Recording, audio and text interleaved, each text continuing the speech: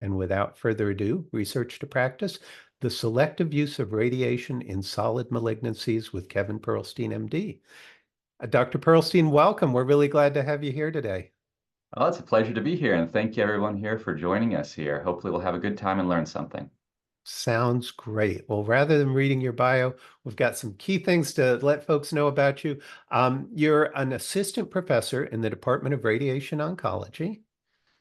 And bear with me, for some reason this slide was a little sticky. There we go. You're the primary radiation oncologist at our UNC Hillsborough campus, and that's a beautiful, beautiful campus there. And clinically active in multiple disease sites, including breast and GI malignancies. And finally, research interests focus on identifying novel clinical strategies incorporating radiation for both malignant and benign diseases. So what's something we should know about you outside of your professional bio there?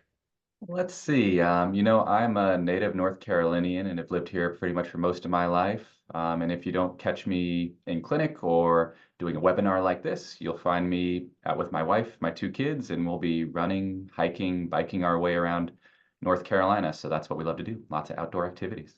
That sounds great. Well, really glad to have you here. I mentioned poll everywhere. Here's that question. The first one, this is always kind of a softball. Radiation therapy, also called radiotherapy, is a cancer treatment that uses high doses of radiation to kill cancer cells and shrink tumors. True or false? While folks are thinking about that, I'll pop up our disclosures. And then we'll go right to that slide. And again, everything is anonymous. We're not going to grade anyone. You're not going to be having to answer these correctly in order to get your to claim your certificate if that's important to you. All anonymous. Looks like we've got a pretty strong trend going on in the true area. How are they doing? Looks like everyone nailed this one on the head. Good work, everyone. All right. Well, without further ado, selective use of radiation therapy for solid tumors. I'll turn it over to you, Dr. Pearlstein. Thank you. All right, thanks very much, Tim. All right, well, again, welcome everyone. Thanks for joining us here today. Again, my name's Kevin Pearlstein. I'm with the Department of Radiation Oncology here at UNC, and yeah, we're going to be talking about the selective use of radiation for solid tumors here. All right, so the basic goals that we'll have for today are going to be to review some basic radiobiologic principles for how radiation works and how we do it, and we'll talk a little bit about the general role for radiation in cancer care. We're going to discuss some recent research on some high-profile publications that have evaluated the omission of radiation for various malignancies, and we'll examine the impact this has on patient outcomes. We're going to focus on breast cancer, rectal cancer, and if I don't ramble too much and we have some time, we'll talk a little bit about sarcomas as well. In between all that, we're going to identify some technological advances that have been made in the field of radiation oncology, and we're going to try to explain how these can impact patient outcomes potentially. And lastly, we're also going to discuss some emerging treatment strategies that instead of omitting radiation, actually incorporate it with the goal of omitting some other treatment modalities such as surgery or systemic therapy. So we'll start off with some basic background for radiation, and I like to always start this off with a nod to Wilhelm Röntgen, who is credited with discovering X-rays back at the tail end of the 19th century. And over on the far right here, you can actually see what we think is the first, we'll call it medical X-ray, that is actually Wilhelm Röntgen's wife's hand with her wedding ring on her ring finger there.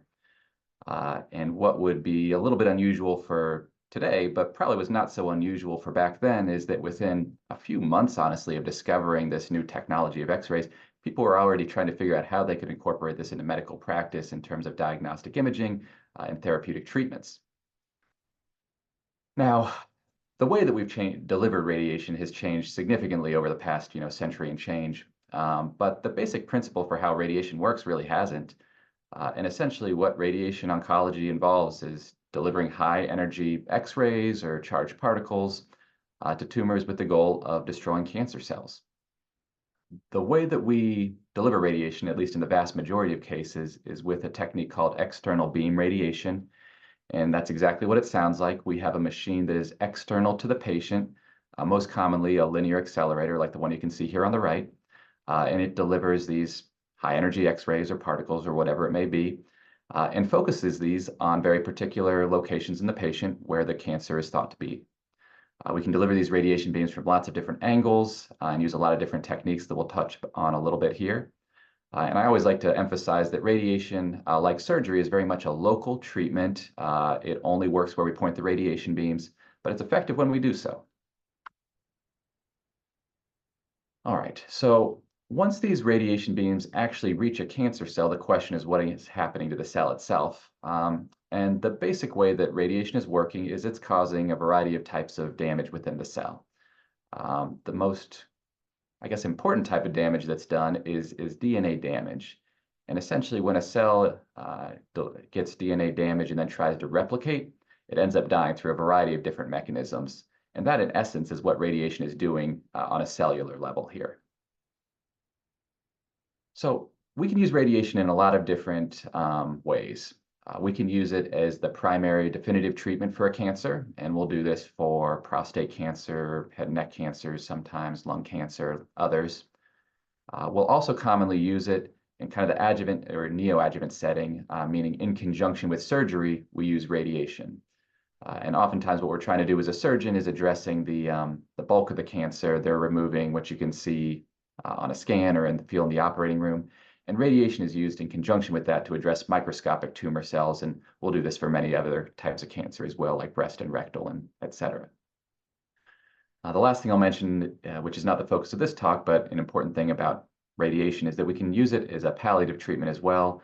This is generally for patients that have metastatic or potentially unresectable cancers who have a symptomatic primary or metastatic lesions, and we can use lower doses of radiation to palliate symptoms. But the focus for today, like I mentioned, is going to be on some new studies for breast, rectal, and sarcomas. So mostly what we're going to be talking about today is the ability of radiation to address microscopic tumor cells in conjunction with surgery. So the problem with radiation is that there's no free lunch here. So these radiation beams have to pass through normal tissues in order to get to the areas that we want to treat. And as they pass through things, we can cause injury to normal tissues. So take, for instance, we have a patient here who, let's say, he has a tumor in his left lung, at the top of the left lung there, and you can see that highlighted in red on the left picture. You can imagine if the radiation beams need to reach that tumor, they have to pass through a lot of things. You know, it has to go through skin and bone and muscles, as well as a lot of organs that are nearby. You know, you have lung, heart, esophagus, spinal cord, lots of things in that area. And all of those organs and structures have the ability to get damaged from radiation. So the big question is, well, how do we make radiation treatment safe but still effective? And the big thing that we take advantage of in radiation oncology is the fact that tumor cells in general are more sensitive to radiation treatments than normal non-cancerous cells. On the right side here, we have, we call it a dose response curve. And essentially what it is it has the radiation dose on the x-axis. It has some measurement of response in a cancer cell or in a normal cell. Could be the cell dying, could be damaged, whatever it may be. But what you can see is that for any given radiation dose, the amount of response that you get in a cancer cell, which is that red curve there, is going to be higher than what you get in a normal cell. So the key to radiation treatments is to choose a radiation dose that is going to give you a good response in a cancer cell, while less of a response in a normal cell, therefore minimizing damage to normal tissues. And I mentioned that we've been using radiation for decades and decades and decades, but we've made a lot of technological advances in the way that we deliver radiation. And a lot of this really is how we focus the radiation beams so that we can deliver the treatments more accurately at the tumor, minimizing the amount of normal tissues that get radiation. So not to belabor, you know, everything that we've been through in the past century in terms of radiation technologies, but just to give you a taste of sort of where the treatment technologies have gone. You know, historically, we would have done what we call 2D radiation. This was kind of routinely done 50s, 60s, 70s, 80s.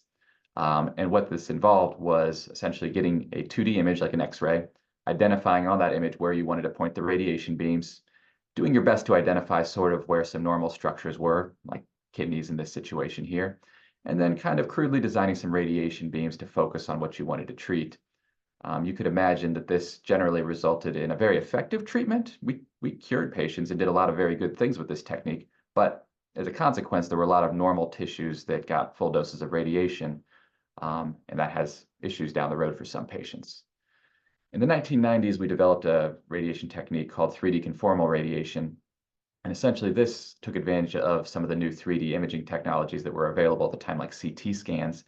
And what we found is you could identify the actual area that you wanted to treat, like the tumor and microscopic spread on the CT scan. You could identify normal tissues that you wanted to avoid. And then you could have a little bit more customization of how the radiation beams went through the patient and where they went. It also gave you the ability to kind of actually calculate how much radiation dose was going to all these different organs, which is a little out of scope for what we're going to talk about today. But a really important thing that we do day to day as radiation oncologists is figuring out how much radiation is it safe to give to this and that.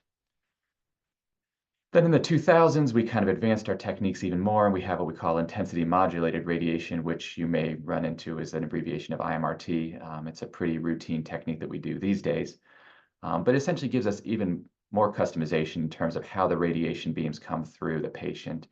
We use a lot of different angles, a lot of different radiation beam shapes, different amounts of radiation from all these different beams. And once again, it gives us just a lot more control over how the radiation beams go through and minimize the amount of radiation that gets to normal tissue and toxicities associated with it. So we're going to pause here, jump to a quick poll question. And we are going to ask the question of which of these patients is most likely going to benefit from radiation? Is it going to be an asymptomatic patient that has metastatic breast cancer and is responding to systemic therapy? A patient with localized breast cancer who's undergone surgery and there's some concern for microscopic residual disease? A patient with a locally advanced rectal cancer and the surgeon does not anticipate removing all microscopic disease, or both B and C? And we'll give everyone a second here.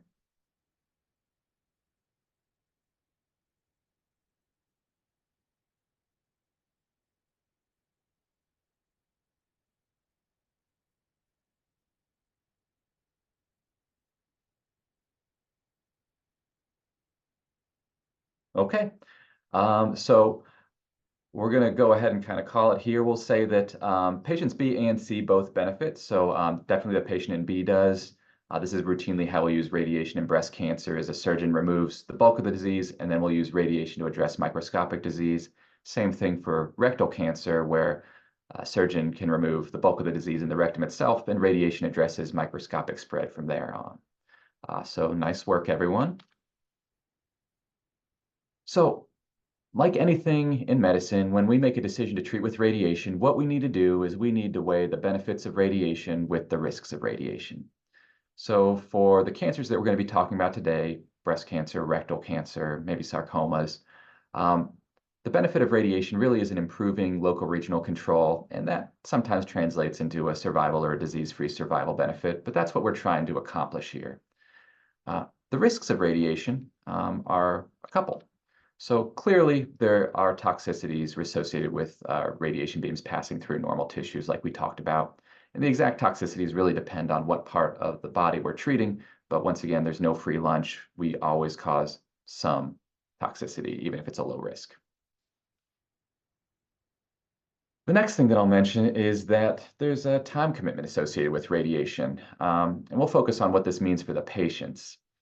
So at the bottom of the screen, we have a map of the United States, and we have a best guess at kind of the distribution of radiation facilities throughout the US. And each of those little black dots there represents a radiation facility that the authors of this study from 2021 were able to identify.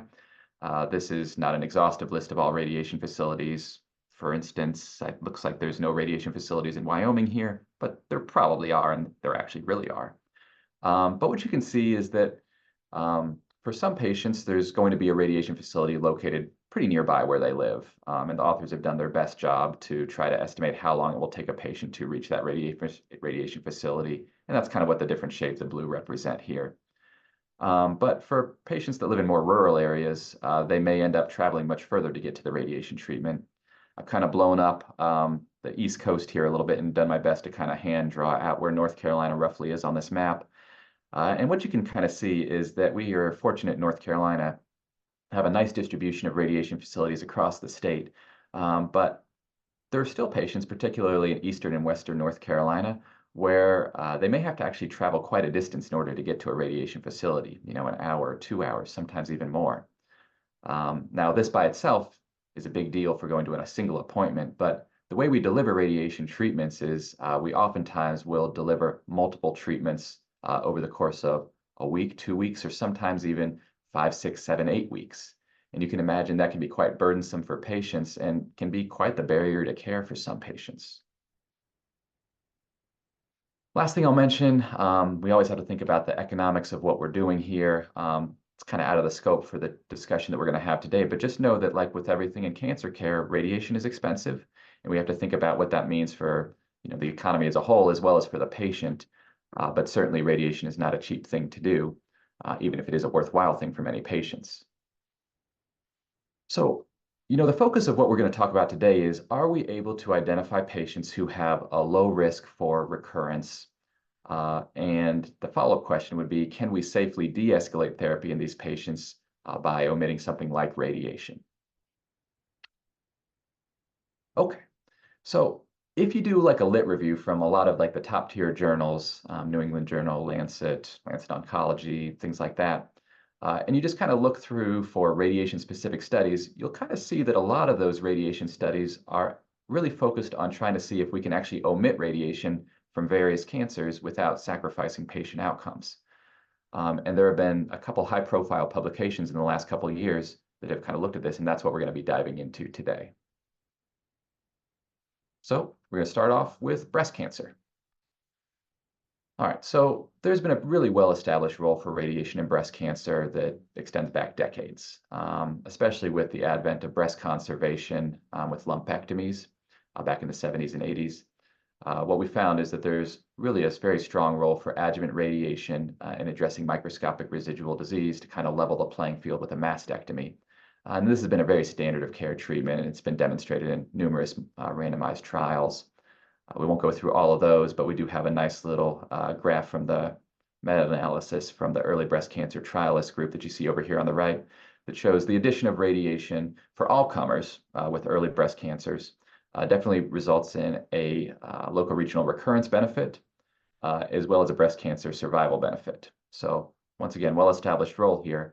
But once again, this is for all comers, and even back then it was kind of understood that there is a subgroup of women who have a low risk of local regional recurrence, and it's always been questioned whether there's really a true benefit for radiation or whether you can eliminate it in those patients.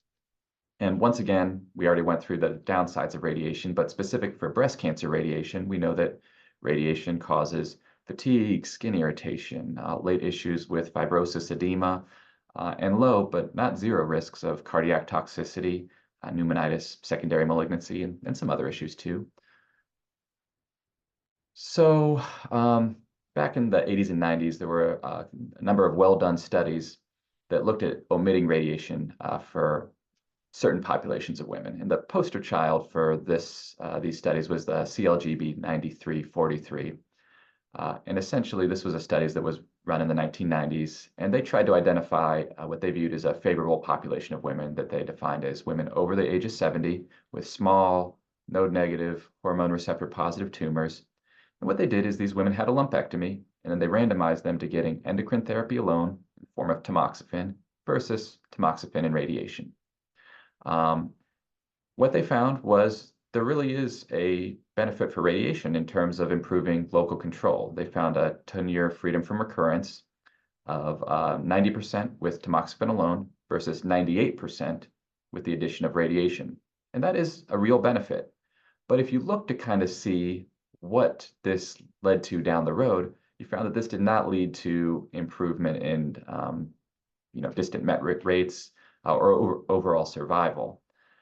And at least as of the 2013 publication, the authors noted that really it was only a minority of patients on the study that were dying from breast cancer, regardless of if they received radiation or not. So this is really good, solid evidence that there's a low-risk group of women who have competing comorbidities, who have a local control benefit from radiation, but doesn't really lead to improved outcomes in terms of survival or anything like that, probably because we have good salvage options for the women that do recur. So a lot of us may be familiar with what we call like the Hughes criteria, and this is where it comes from. It's a nod to Kevin Hughes, who is the lead author here, but small, node-negative, older women oftentimes are candidates for omission of radiation. Now, while the results from the CALGB study were maturing, there was another study that was kind of starting to accrue patients called Prime 2. And this study was being run in like the early 2000s and was a much bigger study, 1,300 women, and expanded the enrollment criteria a little bit. So they include some slightly younger women over the age of 65. But once again, they were looking for those smaller tumors, but they said small could be under 3 centimeters, so a little bit bigger than the CALGB study. And they also allowed some slightly, higher risk features like grade 3 disease, lymphovascular invasion. But same basic concept. They took women who had a lumpectomy and they randomized them to endocrine therapy alone versus endocrine therapy plus radiation. Now, we're going to go and kind of look at some of the recent long-term outcomes from this study that were just published in New England Journal last year and generated quite a bit of buzz. But before we do that, we're just going to take a quick look at who was actually enrolled in this study, because although they did expand the enrollment criteria compared to what they had in the CALGB study, you can see that the patients that actually were getting enrolled were not necessarily those higher risk people. It was only a minority of patients, about 10%, that had those bigger tumors up to 3 centimeters.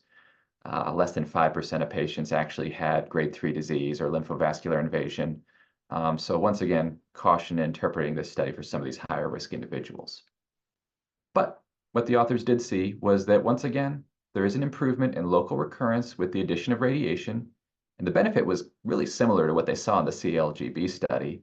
The 10-year recurrence without radiation is 10%. With radiation, it's 1%. And that's really similar to the 10% versus 2% that they saw in the prior study. They also noted that there wasn't really a clear plateau for the recurrences. So it'll be very interesting to see as this study matures even further if we see these recurrence rates continue to rise. And if that magnitude of the benefit for radiation continues to increase, time will tell. It probably will go up a little bit more, would be my guess. But once again, they didn't really see that there was a difference in terms of breast cancer specific survival, which was excellent in both groups, or overall survival, because once again, it's only a minority of the deaths on this study that were being attributed to breast cancer. The vast majority of patients who died on this study were dying from something else. So what the authors concluded here is that radiation can be safely omitted in those women over the age of 65 who have grade 1, grade 2 tumors, estrogen receptor high cancers, who have a lumpectomy and receive 5 years of adjuvant endocrine therapy. So there's a lot of kind of modifiers that the authors put in their conclusion. And that's kind of a acknowledgement that there are some higher risk patients who have still early stage breast cancer who do have a benefit from radiation. So to kind of look at a couple of those populations in a little bit more detail, they specifically comment that it's only something they should consider for estrogen receptor high populations, because if you look at women who only have 10–20% ER positivity, you found that the recurrence rates were actually quite a bit higher. The magnitude of the benefit for radiation is much higher. And then again, they also noted that there was only a minority of women who had those bigger tumors, grade 3 tumors, lymphovascular invasion. But if you did look at the small number of patients that had those higher risk features, once again, it seems to be a bigger magnitude for the benefit of radiation for those women. So once again, not all breast cancers are created equal, even for early stage breast cancers. And we have to take all of these things into account when we're thinking about how to use radiation. The next study that we're going to kind of briefly go into about breast cancer is the Lumina study. And honestly, I can't remember which of these was published first, but this one also came out last year in New England Journal, and I remember they came back up kind of back to back. So once again, this study generated quite a bit of buzz in the breast cancer community. And the study design for this one was a little bit different than what they did for the Prime 2 study. So for Lumina, this was a single-arm prospective cohort study with about 500 women. And they included even younger women over the age of 55, but same basic idea. They were trying to find those small, low-grade tumors. And the thing that they added in to their enrollment criteria is they were only enrolling women that had luminal type A breast cancer. And we'll go into what that is on the next slide. But essentially, when they identified these women, they would go through their lumpectomy, and if they were eligible, they would just receive endocrine therapy alone, no radiation, and there was no randomization here. It was just a single-arm study, and they just looked to see how these women did. So the key thing that they did here was they kind of used a different stratification for what they viewed as a low-risk patient. So traditionally, we had been using things like tumor size and grade, ER positivity, things like that. But in the late 90s, early 2000s, there was a lot of interest in identifying how aggressive a breast cancer was based on kind of like molecular features. And some basic molecular subtypes, or what we call the intrinsic subtypes of breast cancer, were developed. And this is all based on molecular things like gene expression patterns. The most favorable of these groups is called luminal type A, and the way they at least defined it in the Lumina study was estrogen receptor positive, anything over 1%, progesterone positive over 20%, HER2 negative, and a Ki67 of less than 13%. That's kind of a marker of cellular proliferation. So they were looking for slow proliferative tumors, which would be a favorable thing. So in this, very select group of women, they found that local recurrences were really, really low. The 5-year local recurrence, and this study only went out 5 years in terms of follow-up. We'll have to wait a little bit longer for the 10-year data. But at 5 years, the local recurrence rate for women that received the endocrine therapy alone was 2.3%. So if you compare that to what they were seeing on Prime 2 at 5 years, or the CLGB study at 5 years, this is about half of the local recurrence rate that they were seeing. They also point out that the rate of contralateral breast cancers was kind of similar. It was about 2% again. So essentially, we're kind of getting these women down to sort of their baseline risk of developing a breast cancer, even without the addition of radiation. So once again, this is kind of a more refined way, potentially, of identifying who those low-risk women are using sort of molecular features. So another little poll question for everyone. Which of the following do we need to consider before omitting radiation for women with early breast cancer? Do we need to think about their tumor size? Do we need to think about their hormone receptor profile? Do we need to think about their anticipated compliance with endocrine therapy? Or all the above?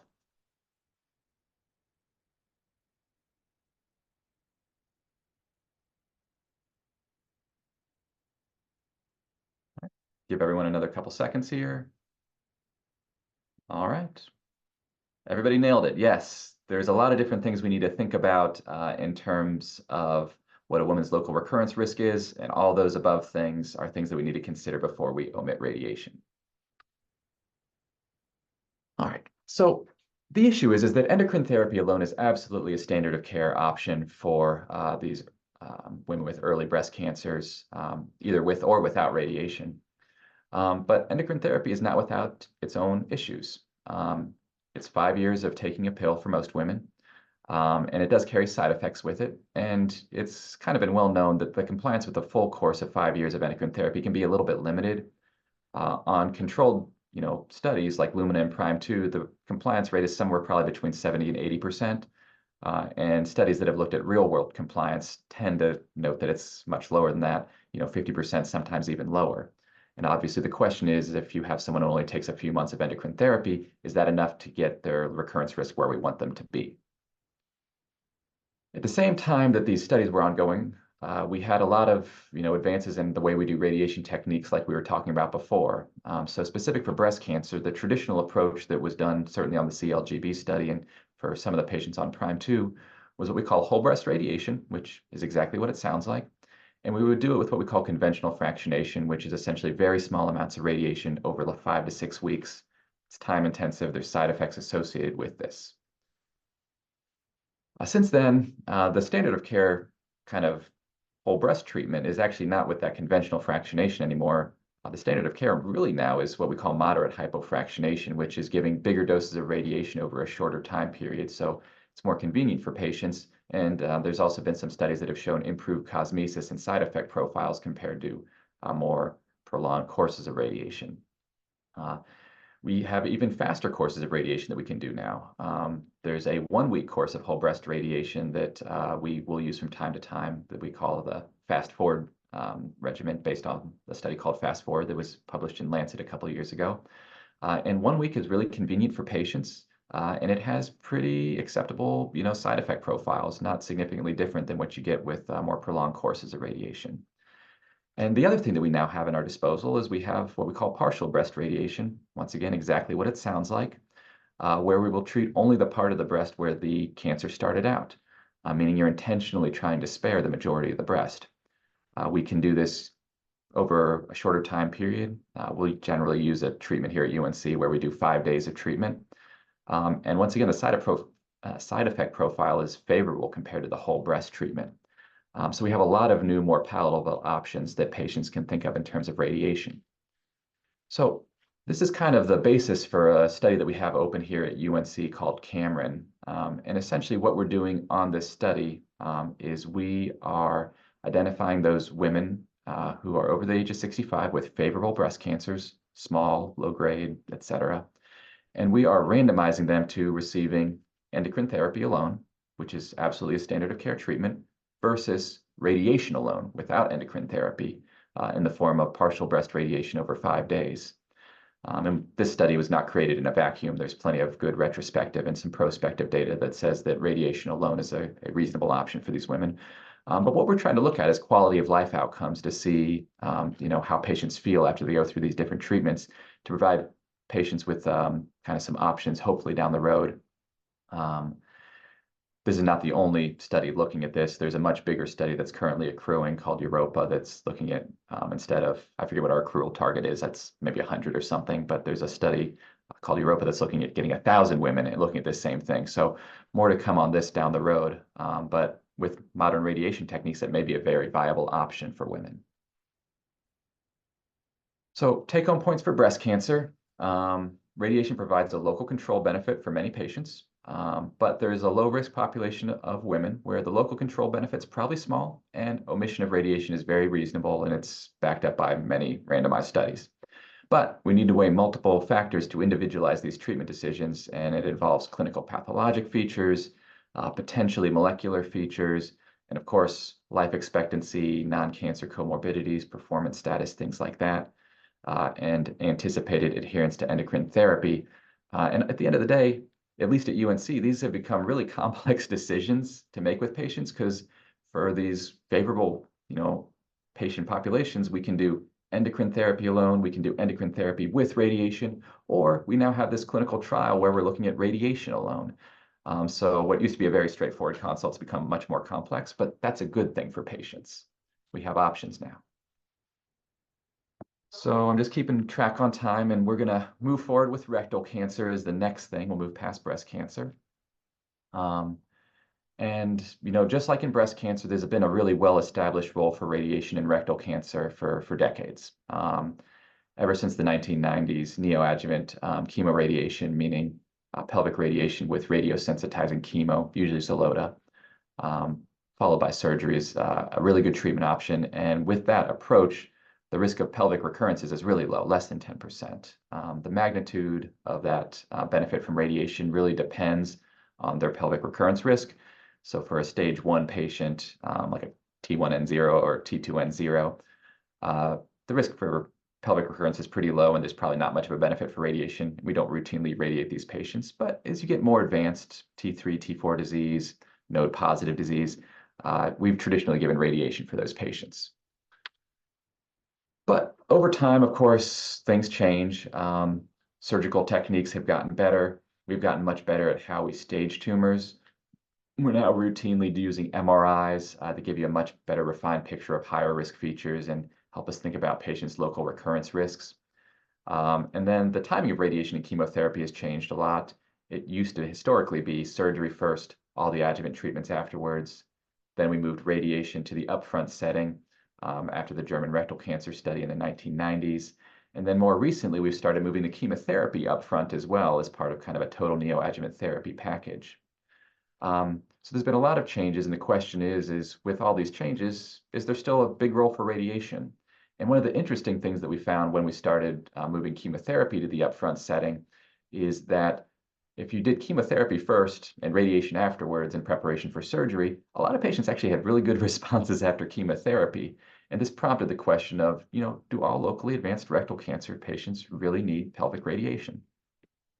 And the downside for radiation, at least pelvic radiation, is that, again, this is a time-consuming treatment. Traditionally, we'll kind of do this over 5 to 6 weeks of daily treatments. There is a shorter course of radiation that we'll use from time to time, but the standard that we usually use, at least here at UNC, is 5 to 6 weeks. and it's associated with GI issues and GU issues, skin irritation, just to name a few things. So if we can eliminate that, that might be a positive thing for patients. So this was the premise for the Prospect trial. Again, this was a study published last year in New England Journal, and this was something that received a lot of publicity. I feel like they even had like a New York Times article kind of about this study. But essentially what they did with this study was they asked the question of what's the right neoadjuvant treatment for these patients. And they took patients who had T2 node-positive disease or T3 N0 or node-positive disease who were candidates for sphincter-sparing surgery, so like a low anterior resection, not an APR. And they took these patients and they randomized them to what was standard of care at the time, which was chemoradiation, followed by surgery, followed by, and they'll call it optional chemotherapy adjuvantly, but most patients received it, versus the experimental arm, which was chemotherapy up front, no radiation, then a low anterior resection, and then again, more chemotherapy that was optional afterwards, but most patients received it. So it's important to point out that not all patients with locally advanced disease were candidates for this trial. They specifically excluded patients that they, at the time, thought were going to have much higher pelvic recurrence risks, including patients with T4 disease, more extensive lymph node burden, or who they were concerned about the surgical resection margin, which they defined as a radial margin less than 3 millimeters on imaging. And the other key thing is they also pointed out that if patients who were getting chemotherapy alone, if they did not seem to be having a good response to chemo, meaning they defined this as less than a 20% reduction in the tumor size, then they would actually still get radiation. So this is kind of selective use of radiation. If you had a good response to chemo, then you didn't get radiation, but if you were not responding as the study coordinators wanted you to, then you would still get the radiation treatment. Okay. So the take-home point from this study was that they found that the chemotherapy upfront approach with selective use of radiation if you weren't responding well really seemed to be non-inferior to chemoradiation upfront with adjuvant chemo out back. The primary endpoint here was the disease-free survival at 5 years, and it was really similar to both arms, about 80%. And I think the really interesting and important thing here is that the local recurrence rate was really low, regardless of which treatment arm they were on. It was less than 2% in both groups. So if with chemo alone, their local recurrence risk was less than 2%, there's really not room for radiation to make much of a difference in addition to that. So we didn't seem to be compromising local control, and importantly, we weren't compromising the surgeon's ability to get an R0 resection, which is a big marker in terms of prognosis. The other thing is, we raised the point that patients who were not responding well to chemo would still get chemoradiation afterwards. But that was really only a minority of patients. Only about 10% of patients who were getting chemotherapy alone ended up getting radiation because they were not having a good response. So what this shows is that we have two really viable treatment strategies for these patients. We can still do chemoradiation up front and get good local control, or you can omit the chemo radiation and just do chemo alone and still seem to get pretty good results. So the question next becomes, if we have two treatments that give us pretty good cancer control, how do patients feel after this? What are their toxicities? And at the same time that they published the main study with cancer outcomes, they had the patient-reported outcomes reported as a correlate in JCO, led by UNC's own Ethan Bash. And essentially what they did is they reported a variety of different quality of life outcomes for patients for different symptoms. And the way they reported the data is they would give a specific symptom. So here we're just looking at diarrhea. And you'll see that there's kind of two boxes there. There's the neoadjuvant box, and that's what the patients reported as they were receiving their neoadjuvant treatment. And then 12 months after treatment. So that's the box on the right. So how are patients doing 12 months after surgery? And then within each box, there's two bars. The bar on the left in both sides is going to be the radiation arm, and that's labeled 5FU CRT on the bottom. And the other bar is going to be the chemo alone bar. That's FOLFOX is what it's labeled as. And the way to kind of interpret is the deepness of the red color reflects how severe the symptom was. So for this particular set of graphs, the way to interpret this is during the neoadjuvant period, patients who received radiation had more severe issues with diarrhea. That's because the red bar is bigger compared to the chemo group. But at 12 months, things seem to be settling down a little bit. Fewer patients were having severe issues with diarrhea, although overall, there seem to be more patients having issues with mild and moderate diarrhea compared to the chemo group. So we could look through each of these different symptoms individually, but who has time for that? So what we're going to do is we're just going to kind of summarize exactly what they found here. So during the neoadjuvant therapy period, meaning while they're receiving their upfront radiation or their upfront chemo, diarrhea was worse with the radiation group. But a lot of other things were worse with the chemo group, and you can read this whole list of things on your own here, but there were a lot more symptoms that were worse with chemo compared to the radiation group. But if you looked at 12 months after surgery, what you can see is that more issues were worse with the radiation: fatigue, neuropathy, bowel function, sexual function, and nothing really seemed to be worse in the chemo group compared to the radiation group. So this is an entirely fair comparison. There are some symptoms that we know are probably not from the radiation, like neuropathy, that were worse in the radiation group. This probably reflects more the fact that the radiation patients got all their chemotherapy adjuvantly, meaning they were getting much more chemo adjuvantly than the patients that got chemotherapy up front. And the way we delivered the chemotherapy may be what's driving the more issues with the neuropathy and things like that. But it's certainly believable that radiation may be causing more issues with bowel function or sexual function. And although there may be some flaws with the way the study was designed, or I won't even call them flaws, just some things that we need to know about the way the study was done, this is still really important information to be able to share with patients when you have a couple different treatment approaches here. So this is really valuable stuff to be able to talk about. So another poll question: which of the following is a common side effect after radiation for rectal cancer? Hair loss, diarrhea, neuropathy, constipation.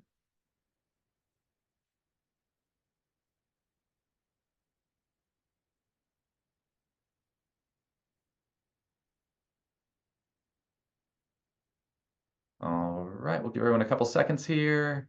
I'm seeing a lot of people saying diarrhea, a little bit neuropathy. So diarrhea is absolutely a side effect from radiation. The neuropathy we saw was something that was more noticeable in patients who received radiation. But the question is that from the radiation itself, or is that from the way that we actually delivered the chemotherapy in the adjuvant setting? And like I said, we don't have level 1 evidence that this isn't the radiation, but most likely that was the chemo. So I agree that usually diarrhea is what we think of as the most common side effect for rectal cancer here. All right, so the other thing that we need to think about is that that study doesn't exist in a vacuum. There are other strategies that we can use to de-escalate rectal cancer treatment for patients. So there's something called non-operative management, which is exactly what it sounds like. The basic idea is that we know that the surgery itself is associated with morbidity. And it's been noted that patients who have really good responses to neoadjuvant therapy, whether it's chemo or chemoradiation or both, and they have a clinical complete response, meaning things seem to disappear on all your follow-up imaging, the benefit from surgery may actually be on the smaller side. So a common kind of non-operative approach might be you give a patient neoadjuvant chemo and chemoradiation, you reassess what the tumor looks like after that with MRIs or endoscopies or exams. If you find evidence that there's residual disease, then they need surgery, they have surgery. But if you don't see any evidence that they have disease, you kind of enter into surveillance period and you do what we call just kind of watch and wait, where every couple months you reassess where things are. As long as there's no evidence of disease, you keep watching them and you don't do surgery. And this strategy has been explored, for the past 10, 15 years. There was a really nice study in Lancet from a couple of years ago from what we call the International Watch and Wait Database, just multi-institutional database of patients who had clinical CRs and did not have surgery, and you just see how they do. And what they found was, yeah, patients can recur, even if you think they have a clinical complete response, maybe 25, 30% of the time. But as long as you do surgery and salvage that, it doesn't really seem to have a big impact on disease-specific survival. And again, there's no comparator arm here, but just in general, the disease-specific survival here looks pretty good compared to historical data.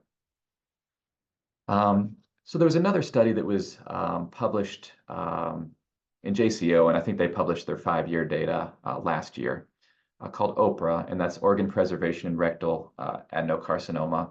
And essentially, they took 300 or so some odd patients with locally advanced rectal cancer. And the study itself was actually designed to figure out what's the best way to sequence chemo and chemoradiation to maximize your chance that a patient can get non-operative management. But for our purposes, we can just kind of look to see what they found.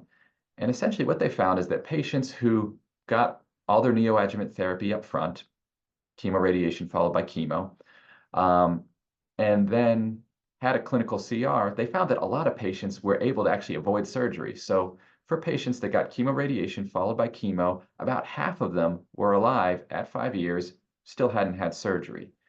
That, on the flip side, means 50% of patients either died or ended up having surgery, most likely had surgery. But this is what I kind of tell patients is that, based on the prospect study, you have, if you fit the prospect criteria and you have chemotherapy up front, you have kind of like a 90% chance of avoiding radiation. But then we have data from Oprah that says, well, if you do radiation and chemotherapy, you have like a 50% chance of avoiding surgery. So these discussions have once again become really complicated. It used to be a pretty straightforward discussion for locally advanced rectal cancer patients, but now you have all these treatment options. You have, I'll call it the traditional approach, which we don't do so much of these days, but still is on the table, which is, chemoradiation followed by surgery, followed by adjuvant chemo. You have total neoadjuvant therapy where you do chemoradiation, then chemo, then surgery. You have the prospect approach where you do chemotherapy, as long as you have a good response, you don't do radiation, and then you do surgery. Or you have the non-operative approach where you do chemoradiation followed by chemo, and as long as you have a good response, no evidence of residual disease, you omit surgery. So once again, these are complex discussions, and they require consideration of all sorts of different things: clinical staging, surgeon's opinion about what surgery they'd be a candidate for and how complex that surgery would be, and really importantly, patient preferences, because at the end of the day, we have a lot of really good approaches here, and a lot of it comes down to what a patient prefers. They may not be a candidate for all this, but oftentimes they are. And having that data, like the patient-reported outcomes from Prospect, is just really valuable to be able to tell your patients about to help them make a decision. All right, so I'm looking to see where we have where we are on time. So we have just a couple minutes here. I'm going to briefly go into sarcomas, but I think that we're not going to have time to kind of finish this up, so we're going to blow through this pretty quickly. But it's the same basic idea that there's been a historical precedent for using radiation in the world of sarcomas in conjunction with surgeries to address microscopic disease before a surgeon removes the bulk of the tumor. And this is really well established for what we call extremity sarcomas, meaning a sarcoma that's on the leg or the arm or wherever that may be, an extremity. So we'll kind of skip through this part here because really there's a second type of sarcoma called a retroperitoneal sarcoma that is a lot less common than an extremity sarcoma and is still a sarcoma, but it's a much more complex treatment approach because surgery for a retroperitoneal sarcoma can be much more complex. There's a lot of critical structures. Surgeons can have a difficult time getting wide margins. But we haven't really had data for whether radiation is actually useful in this situation. We just extrapolated from the extremity sarcoma data and said, oh yeah, if it works there, it probably works here too. But the radiation is really different here too. There's a lot more risk for toxicity because bowel, stomach, kidney, liver, spinal cord, all those organs are nearby, and we have a potential to really cause issues here. So once again, we have to weigh the benefit for radiation and retroperitoneal sarcomas in terms of improving local regional control, which once again, we did not historically have level 1 data for, with the risks of radiation. So there was a trial that was really well done called the Strass trial that was published. It's a couple of years old now at this point, but I think, again, highlights kind of how we have to be thoughtful about how we use radiation. And they took patients that had retroperitoneal sarcomas and randomized them to upfront surgery versus radiation prior to the surgery with the goal of eliminating microscopic residual disease, improving local control. So we could go into all sorts of detail about how they actually did this study, but at the end of the day, their primary endpoint was something called abdominal recurrence-free survival, which was kind of a convoluted endpoint. But for all the patients they enrolled on the study, they actually did not see that we had an improvement with radiation. We didn't really improve their primary outcome by giving radiation beforehand. And we know we cause more side effects. Patients certainly had more issues with GI toxicity, kidney injury, things like that. So their conclusion was pre-op radiation should not be considered a standard of care treatment for retroperitoneal sarcomas. But as with everything in this world, the devil's in the details. And we know that the way that the study was designed was they were trying to get as many patients as they could on this study. But retroperitoneal sarcomas, it's a very heterogeneous group of patients. There's a lot of different histologies and behavioral patterns for those histologies within the retroperitoneal sarcoma family. And there are some types of sarcomas that have a really strong predilection for local regional recurrence, like liposarcomas. And there's other types of sarcomas, like liosarcomas, that tend to have a metastatic pattern of spread.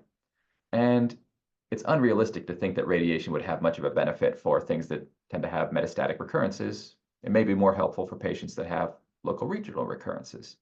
And if you looked at the subgroups of patients that had these kind of local regional recurrence type tumors like liposarcomas, you did indeed find that there is a benefit for radiation.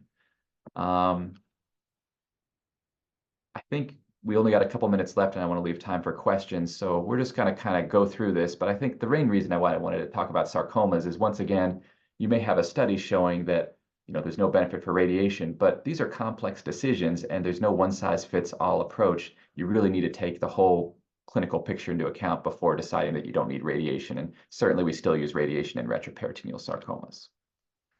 All right, so we're just going to wrap things up here. I'll say that radiation is an important part of curative intent treatment for many cancer patients, and we know there's a local regional control benefit. But we know that omission of radiation can be a reasonable treatment option for patients that have, oops, I think someone may be moving my slides around here a little bit. Can't say I know the conclusions by heart, so I'm just going to go back to it.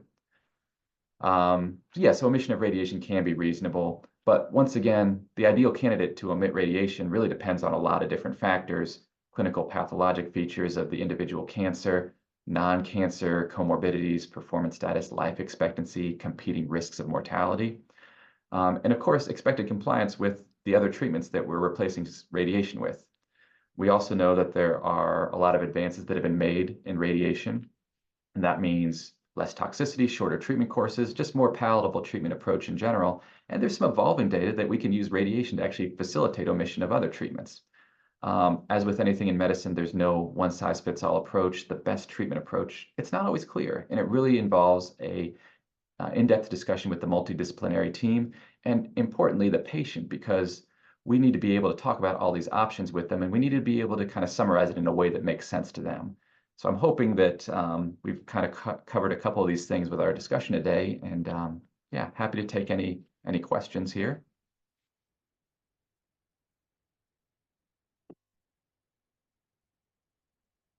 All right, Dr. Pearlstein, thank you so much. I'm going to go ahead and move us to the page here with the questions, and we'll go ahead and wait for a minute or two to see if some come in. So this was great. One of my big takeaways is that to a large extent, the radiation oncologists are doing their best to put themselves out of business. To maybe a little lesser extent, the surgical oncologists and the medical oncologists have a pretty secure role moving forward. Is that a reasonable takeaway? Yeah, I think we've made a lot of advances in systemic therapies as well. And, it's one of those things where as our systemic therapies get better and better and better, sometimes it actually opens up a role for radiation. So take rectal cancer, for instance. Metastatic disease remains a big problem, but as our systemic therapies get better and better and better, sometimes we do a better job at controlling metastatic disease, and that makes the local control problem even a bigger problem sometimes. So yes, I think the medical oncology teams, they're invaluable for like all of these cancers here. And radiation, I think the role is constantly going to be evolving here. But you're right, we don't want to put a patient through radiation if we don't think that there's a benefit there. And I think we have good data that there are some patients who may not need it. Great, thank you so much. And we've another question. You talked about the ever-growing complexities when the multidisciplinary team is meeting, and of course we have multidisciplinary tumor boards where teams of specialists are meeting to make these decisions.